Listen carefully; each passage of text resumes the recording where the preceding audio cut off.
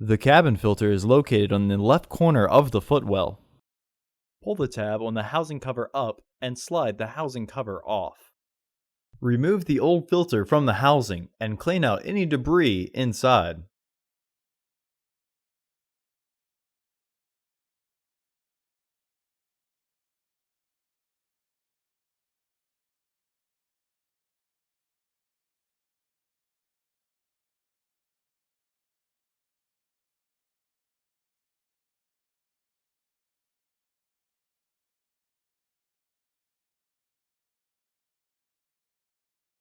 It may be easier to pinch in the sides of your new filter as you install it into the housing, with its airflow indicating arrow pointing towards the back of the car.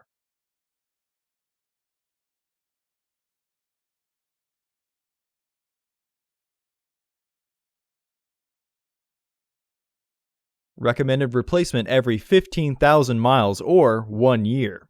Refer to your vehicle owner's manual for specifications.